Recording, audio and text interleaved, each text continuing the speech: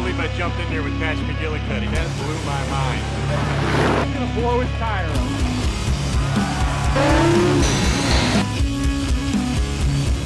We'll go out and get him drunk with Steve. All right. That's sick. We found Thor.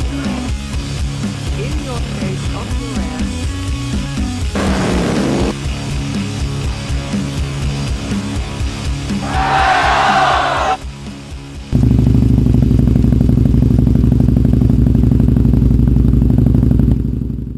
Today I'm fortunate enough I locked down one of the hardest working musicians that I know plays here plus around the nation. I really don't have to introduce him, Mr. Joe Santana. Good to see you, bud, man. How's it going? Yeah. All right. Yeah. And you got a crazy schedule while you're here this week, I know. Yeah, we got like afternoon and we night stay time. Busy. Yeah, we've got, starting tomorrow actually, we start doing 2 shows a day through the rest of the week. So yeah. I love doing it. It's the biker world for me, so I just keep doing it. Yeah. How I mean, you've been playing for, I know of at least 10 years I've been watching you, but I know you've been playing about 20 years now. At least. What's your connection with motorcycling? How'd you get? I got together with Jay Allen. Jay Allen, I know Jay Allen. The Broken Spoke. He was actually a vendor. He was a hot dog salesman in New Orleans. He'll tell you this, Yeah. Yeah, he was a hot dog salesman in New Orleans, and I was a rolling minstrel. They used to call me the minstrel, actually, in New Orleans. I used to have one of those Billy Jack hats. I don't know if you ever remember Billy Jack. And I used to throw it down on the floor and just play. And people used to give me money at the time, and it was great. And he was a hot dog salesman, and that's how we met. You know what I mean? It wasn't how we actually hooked up. Right. We met then, and that was like in '70, boom, boom, boom, boom. And then we.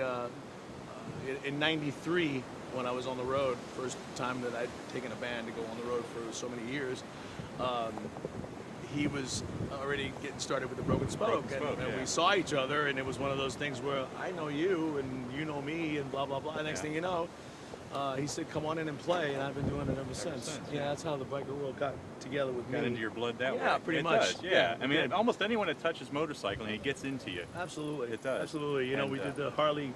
the 100th anniversary, we did it up there. We played for, we did the Broken Spoke. I've done the work with Mike Ballard with the Full Throttle. I do that place every year ever since Mike first put his first foundation in Sturgis. Right. We walked up because all I was looking for was for a job. I just went looking for a gig, and he was out there.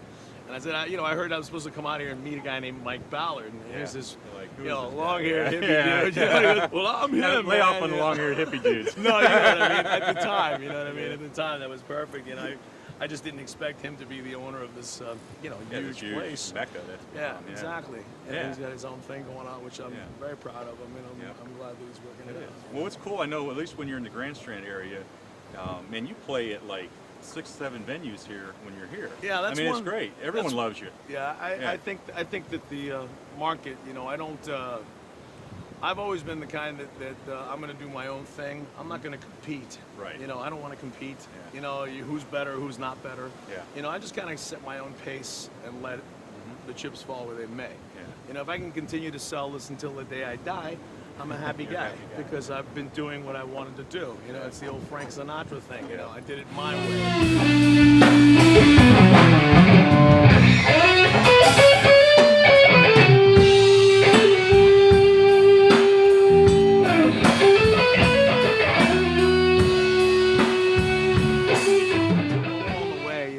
About the support.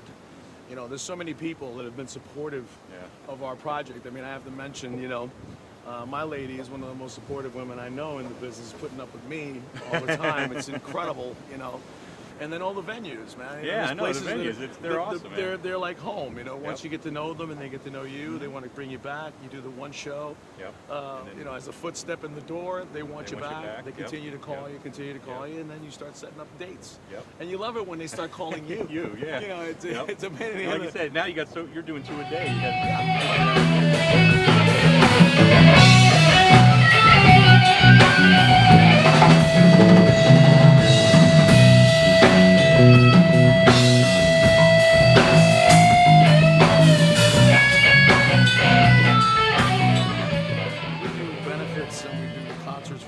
And we do concerts for the bikers, and you know, people that are down, you know, the down bikers, you know, there's been so many accidents and so many people that have gone.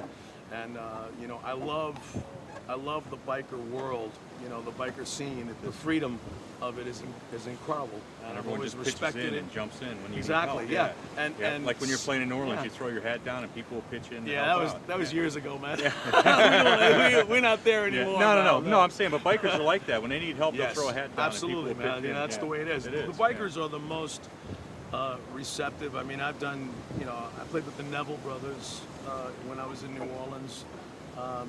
I played with tons of artists. I mean, Percy Sledge, you know, tons of artists. But I'd have to say that you know, with all the venues that I've played around the country and around the United States, in Canada, we used to go to Canada on a regular basis at one point. The bikers are the ones that give the most. Yeah. I mean, they do. They it's like they know the hardship.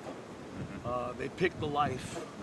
And when there's a hardship in the life, they help, they gather around each other, man. And you see it from kind of like this show. We travel around everywhere. You see it the same when you're here in New Orleans, Absolutely. in Los Angeles, in Canada. Absolutely, it is. It's you know, it's we that do the four major ones. We base ourselves out of the four major rallies, which is Daytona, Laconia. here, Laconia, and Sturgis. Those are the four major concerts. Four major. Of course, there's a ton of them that are just as huge, but they just don't have the same advertisement. You might say. You know, I mean, we do the Iowa Freedom Rally. You know, which is amazing. I mean, but to see that many, you know, those corn-fed people, man, they're all there and they're all partying their butts off, man. It's great. You know, it's, so hard to hang now, it's around. With no hard to hang now. Well, baby, yeah.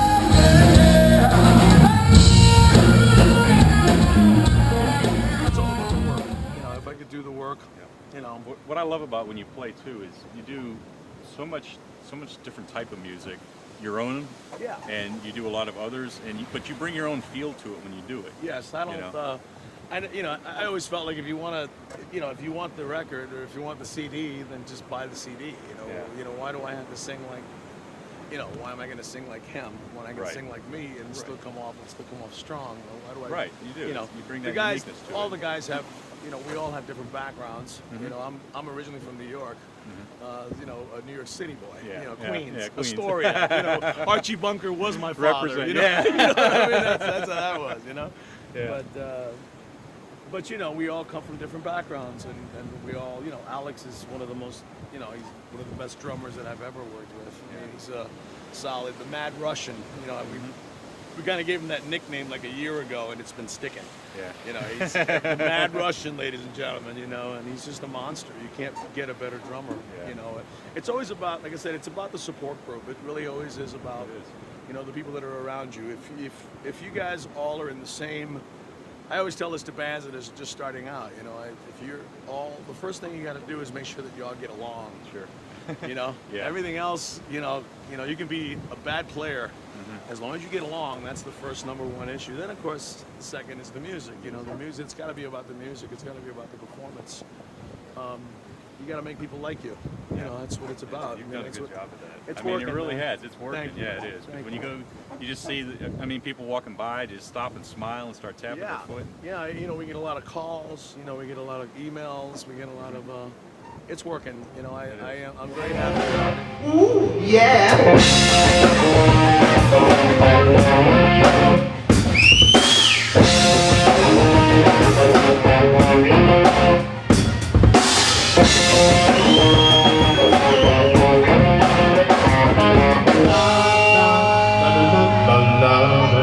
When it comes to the performance, you know, when it comes to the show, when it comes to the band, I think we all try to give as much, you know, as possible. It's about the brotherhood. It is. And I mean, with a small band, you guys, you really bring the power. You really just, you feel it. I mean, it's. I hope it's so, amazing. man. I hope so. You know, it's about, I don't want to, you know, I don't presume to be, you know, the best band. I just, like I said, because I don't like to compete. You know, as I keep saying that, you know, I'm not a competitor. You know, I'm gonna do my own thing.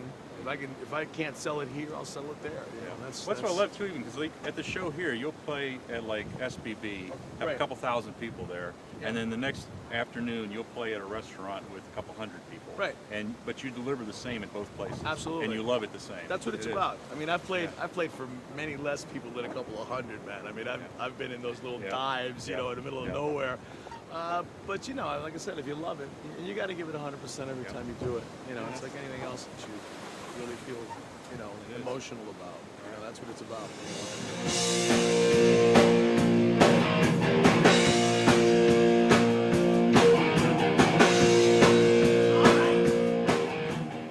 Well, Joe, one thing I definitely want to talk about is this latest one. Yeah. I mean, I listened to this several times over already, and what I love is it's you. You can tell, you can feel it, but you somehow create different sounds with each song. It's not like, well, obviously you, but you take me different places when I listen to it through. It's cool. Yeah, I think that, you know, as a musician and doing it as long as I have, and as many influences as each one of us have, I think it shows, this album I think shows the potential and the strength of each musician. You know, I mean, if you noticed, there's a song where the bass is the strongest piece. You know what I mean?